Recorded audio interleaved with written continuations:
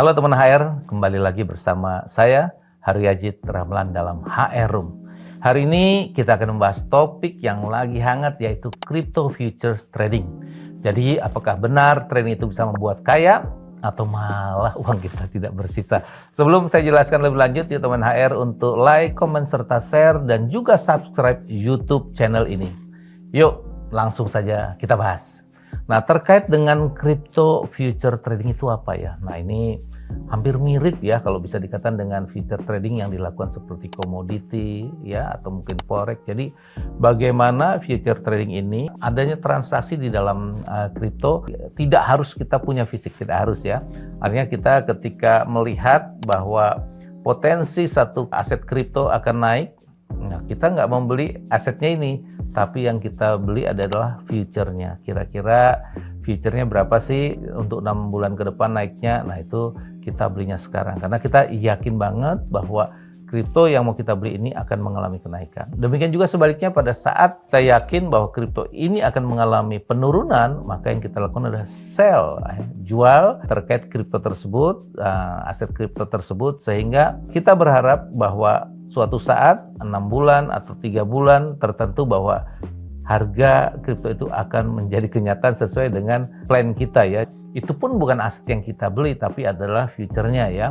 Nah, kurang lebih kerjanya seperti ini ya. Jadi saya ambil contoh Bitcoin gitu ya. Bitcoin misalnya kita yakin bahwa perekonomian ini secara fundamental, secara ekonomi bahwa kondisi ini akan bullish. Saya yakin bahwa Bitcoin akan naik. Maka saya tidak membeli Bitcoin-nya, saya akan membeli future-nya. Nah, biasanya ini 3 bulan, 6 bulan, atau waktu-waktu tertentu, dan kita akan beli dan tunggu nanti akan kita lepas 6 bulan kemudian. Harapannya apa? Harapannya take profit-nya pada saat harga mendekati kenaikan pada saat kita jual nanti. Demikian juga sebaliknya ya.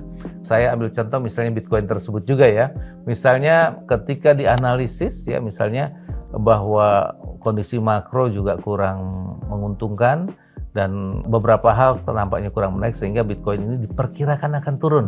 Maka kami atau kita bisa melepas tuh ya, melepas untuk future-nya, kita sell dengan harapan apa? Nanti 3 bulan atau 6 bulan yang akan datang, harga kripto itu akan mengalami penurunan. Jadi ketika take profit bukan pada saat naik, take profit pada saat benar-benar terjadi penurunan, dan disitulah dilakukan buyback ya, atau melakukan pembelian kembali. Jadi potensi keuntungannya adalah pada saat market benar-benar mengalami sesuai dengan harapan kita. Nah, itu keuntungannya. Kemudian untuk future crypto sendiri tentu tidak saja kita lihat dari sisi keuntungan, tapi ingat ya, ada juga potensi kerugian karena seperti mata uang ya, bisa plus atau bisa minus. Nah, kerugiannya apa saja ya? Contohnya kalau bicara kerugian adalah ketika kita yakin terkait seperti contoh tadi Bitcoin ya, bahwa kita yakin banget bahwa ketika kita buy future ini akan mengalami kenaikan, ternyata sebaliknya terjadi penurunan. Ya mau nggak mau ya kita harus lakukan sell, dan pada saat sell future tersebut ya disitulah kita mengalami kerugian. Demikian juga sebaliknya pada saat short sell, kita berharap perekonomian ini akan kurang bagus, kemudian kita lakukan short sell dan ternyata sebaliknya. Di short sell bukannya malah turun tapi malah mengalami kenaikan. Maka kita balik lagi posisinya untuk melakukan beli dan akibatnya di sana kita mengalami kerugian. Nah, biasanya nih ya yang namanya future ini kita ada namanya leverage ya. Leverage ini yang menjadikan transaksi kita menjadi sangat besar atau lebih besar dibanding dengan modal kita. Kita dengan modal misalnya 1, tapi kita bisa bertransaksi 4. Berarti ada tambahan 3. 3 itu dari mana? Leverage, berarti pinjam ya. Nah, jadi dengan seperti ini di leverage supaya banyak yang bisa dibeli atau dijual, akan tetapi ini juga mengandung risiko. Kenapa? Karena ada cost yang harus kita bayarkan. Jadi ini salah satu bahaya kerugian. Apalagi juga ketika kondisi volatile ya.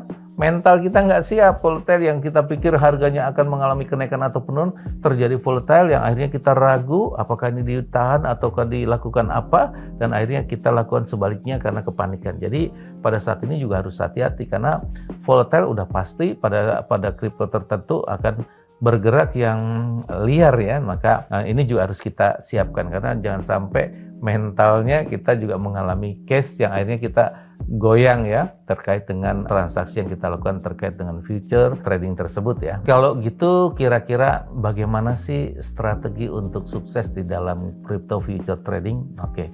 Yang pertama tentu harus dilihat perkembangan fundamental ya. Fundamentalnya bagus atau tidak. Fundamental ini kita bisa juga lihat dari sisi makronya juga ya, apakah makro ini mendukung atau tidak ya. Kalau tidak mendukung, masih negatif, ya kita lakukan apa? Ya kita lakukan sell. Tapi kalau mendukung yang positif, maka kita lakukan buy. Nah itu salah satu strategi. Strategi yang kedua, tentu hati-hati di dalam penerapan leverage ya. Dalam leverage sendiri itu ada juga seperti mata pisau ya, yang bisa dikatakan tajam tapi bisa tajamnya ke kanan ke kiri, yang artinya ini juga bisa merugikan kita. Ya. Kita bisa pakai leverage tapi ingat memang dia sebagai pengungkit, transaksi tambah besar dan ini juga mengandung resiko. Jadi hati-hati ya. Kemudian yang ketiga selain leverage itu juga fundamental, yang salah satu lebih ini lagi adalah yang namanya risiko ya. Kita harus mitigasi risiko, identifikasi risiko, kira-kira potensi risikonya ada di mana nih ya?